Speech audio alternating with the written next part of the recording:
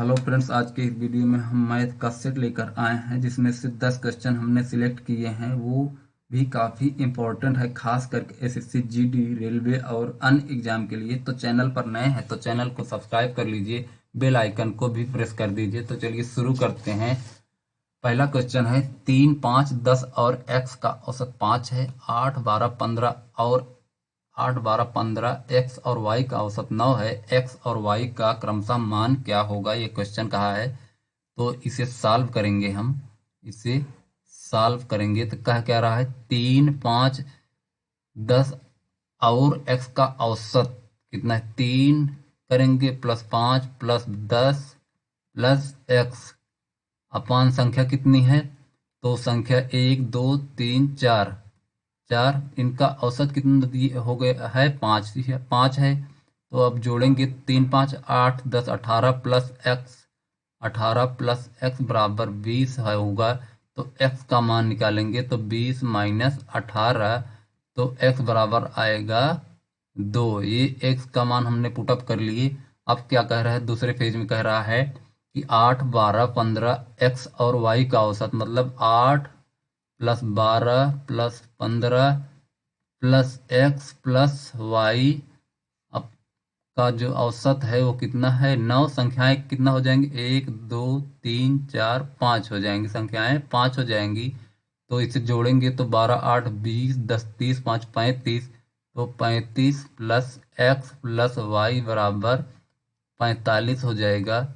अब उधर पक्षांतर करेंगे तो x प्लस वाई बराबर हो जाएगा 45 माइनस 35। तो x प्लस वाई बराबर आएगा, 5 में से 5 गए 0, 4 में से 3 गए 1।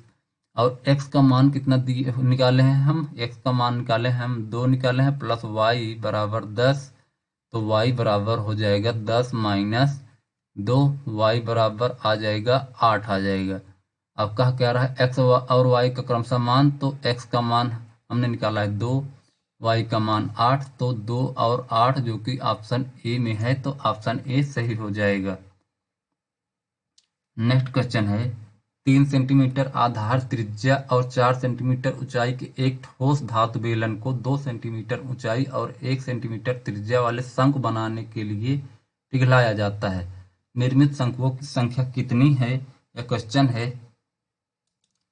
तो इसे सॉल्व करेंगे तो जो बेलन का आयतन है वह शंकु के आयतन के बराबर हो जाएगा। तो इसे सॉल्व करेंगे तो होगा क्या, बेलन का आयतन बराबर हो जाएगा, बेलन का आयतन बराबर शंकु का आयतन, बेलन का आयतन बराबर शंकु का आयतन। तो बेलन का आयतन होता कितना है, तो बेलन का आयतन होता है पाई आर स्क्वायर है। तो आर को बड़े में रखते हैं क्योंकि शंकु का आयतन भी आर स्क्वायर, एच को भी बड़े रखते हैं।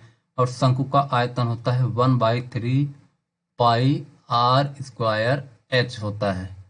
पाई से पाई कैंसिल कर देंगे। आर स्क्वायर मतलब त्रिज्या कितनी दी है, त्रिज्या दी है 3 सेंटीमीटर, तो 3 गुणे 3 कर लेंगे। और ऊंचाई कितनी दी है, तो ऊंचाई 4 दिया है। और 1/3 अब क्या है, 2 सेंटीमीटर ऊंचाई, धातु बेलन को 2 सेंटीमीटर ऊंचाई और 1 सेंटीमीटर इंटू एन कर देंगे, कितनी संख्या ज्ञात करने के लिए इंटू एन कर देंगे। तो आर स्क्वायर का मान कितना हो जाएगा, 1 सेंटीमीटर कहा है, करेंगे इंटू एच का मान 2 दिया है तो 2 करेंगे। तो 2 का 1 का स्क्वायर 1 ही रहेगा, 2 से 2 दूना 4 हो जाएगा, 3 त्रिका 9, त्रिक 27 दूना 54 हो जाएगा। तो n बराबर हो जाएगा 54। निर्मित शंकुओं की संख्या कितनी हो जाएगी, तो 54 हो जाएगी। 1, 6, फिर 2.44, फिर उसके बाद 3.36 का सबसे बड़ा उभयनिष्ठ भाजक मतलब मासा ज्ञात करने के लिए कह रहा है। तो इसे सॉल्व करेंगे। ये कह रहा है, 2.16, फिर 2.44, फिर 3.36 का मासा निकालने के लिए कह रहा है। कुछ टाइम के लिए अगर हम दशमलव को भूल जाते हैं तो होगा क्या, कुछ टाइम के लिए भूल जाएंगे, 216 हो जाएगा, 244 हो जाएगा, 336 हो जाएगा। पहले इसका मासा निकाल लेंगे, उसके बाद में हम वो लगा लेंगे दशमलव को। तो 216 पहले तो हम 216 और 244 का मासा निकालेंगे। तो 216 सब 44, 216 एकन्नम 216 हो जाएगा। 14 में 6 गए 8 हो जाएगा। और यहाँ आएगा 3, 3 में से 1 गए 2 होगा। फिर 216 अब जाएगा, कितनी बार जाएगा? 28 सत्ते कितना होता है? 28 सत्ते 216 होता है। तो आ गया मासा, आ गया 28 आ गया। अब इसमें इसमें देखते हैं, इसमें और इसमें देखते हैं। तो 244 और 336 का मासा है। तो 244 का नम 244, 6 में 4 गए 2, 13 में 4 गए 9। फिर 92 में 244 करेंगे तो आएगा 92 में 244, तो 92 दूना 2 दूना 4, 9 दूना 18। फिर 4 में 4 गए 2, 4 में 4 0 आएगा। 14 में से 8 गए 6 आएगा। तो 60 में 92 का भाग देंगे तो 60 का नम 60 मतलब 32 आ जाएगा। फिर 32 फिर 60 का करेंगे तो 32 का नम 32। फिर 10 में 2 गए 8, 5 में 3 गए 5 में 3 गए 2।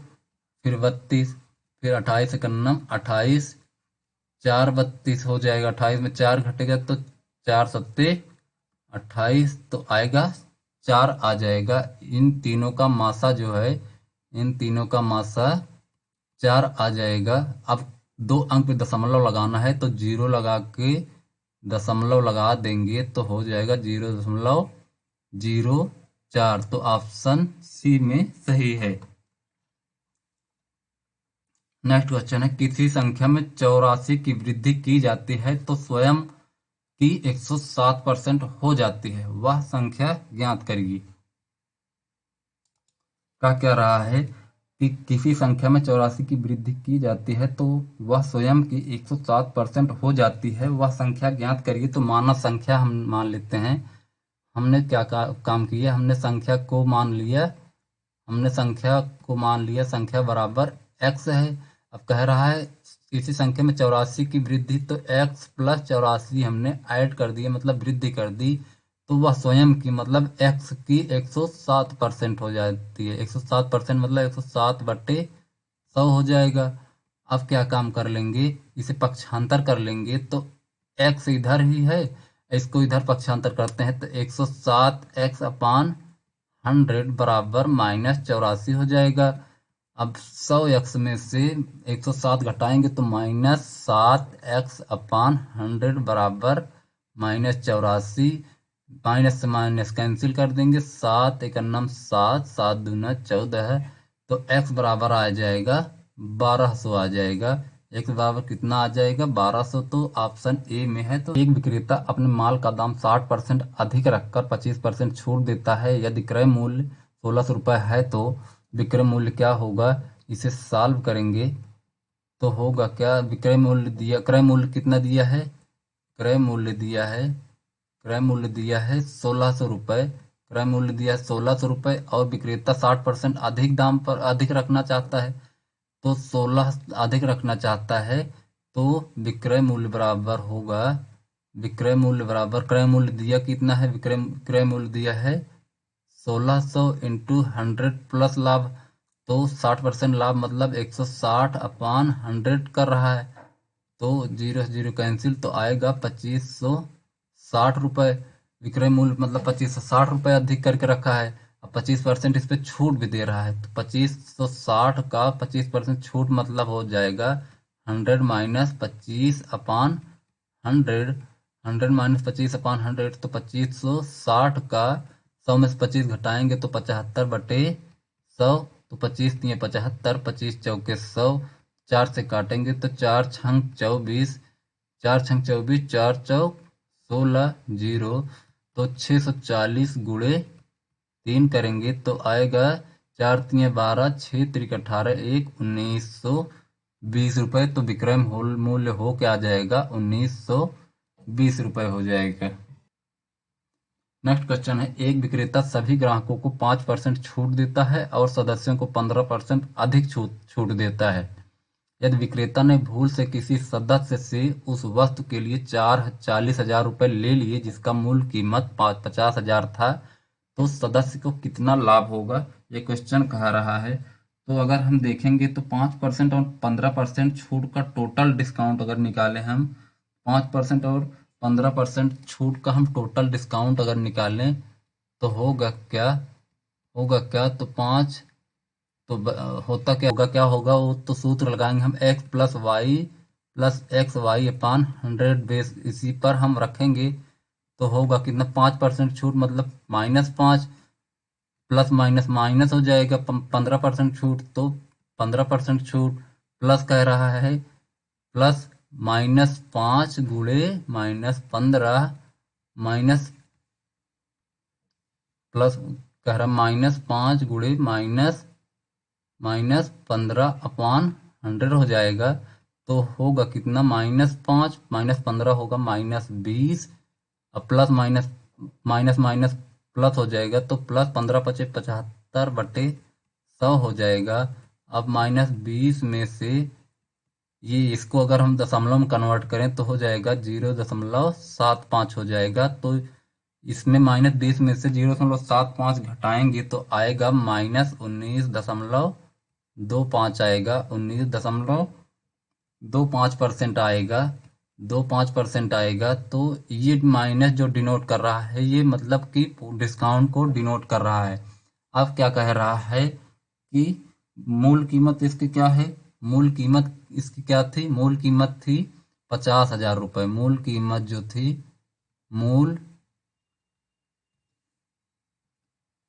अब फ्रेंड्स क्या है, मूल कीमत जो है मूल कीमत इसकी कितने थी, मूल कीमत थी 50,000 रुपये। अब डिस्काउंट दे रहा है कितना 19.25% का, तो 50,000 का 19.25 अपॉन 100%।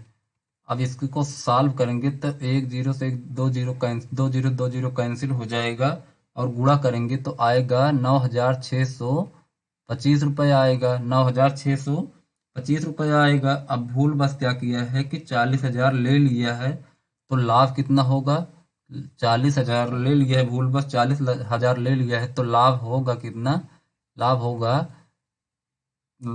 कितना, लाभ होगा 50,000 में से 40,000 अगर घटा देंगे, 50,000 मूल कीमत इसकी 50,000 थी तो 40,000 घटा देंगे तो आएगा 10,000 रुपये इसका लाभ हुआ है।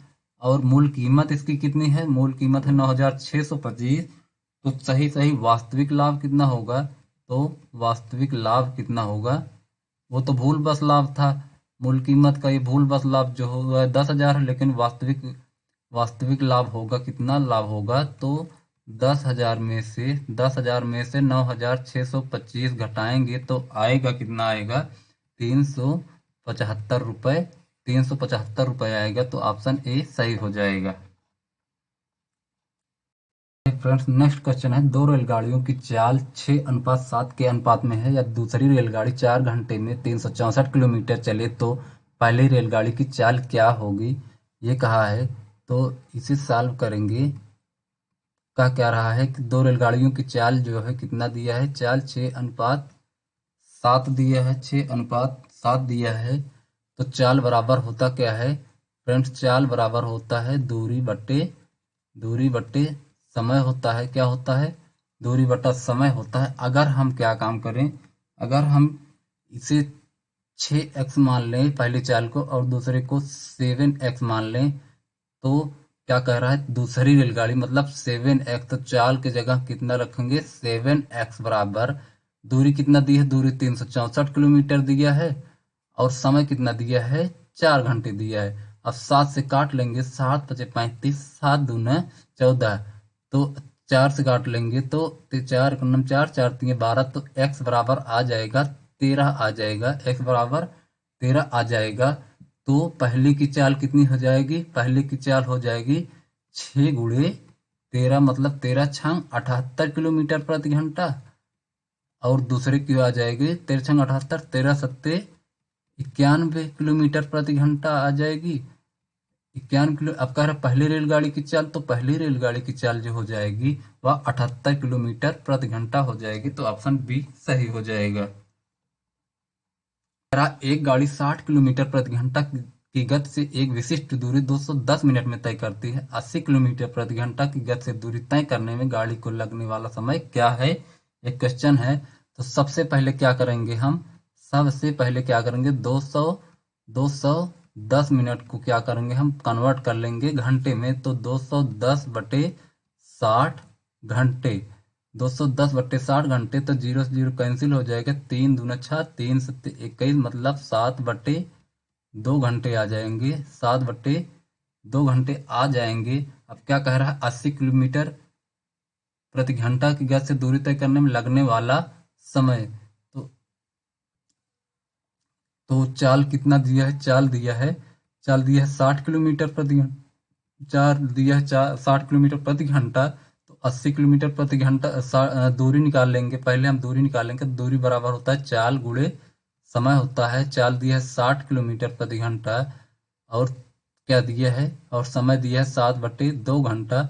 2 से काट लेंगे 30, तो हो जाएगा दूरी कितना हो जाएगी? 210 किलोमीटर हो जाएगी। अब कह रहा है कि 80 किलोमीटर प्रति घंटा की गति से कह रहा है, तो लगने वाला समय बराबर होता क्या है? समय बराबर होता है दूरी बट्टे चाल हो जाएगा। समय बराबर दूरी बट्टे चाल हो जाएगा। तो दूरी अब कितना है? दूरी है 210 किलोमीटर, और चाल कितना दिया है? चाल दिया है, चाल कितना दिया है? 80 किलोमीटर प्रति घंटा। किलोमीटर प्रति किलोमीटर काट लेंगे और जीरो से जीरो काट लेंगे, तो हो जाएगा 21/8 घंटा हो जाएगा। 21/8 घंटा। इसे कन्वर्ट करेंगे तो 8 दूनी 16, 5 21, तो हो जाएगा 2 सही 5/8 घंटे हो जाएंगे। 2 सही 5/8 घंटा, तो ऑप्शन डी में सही है।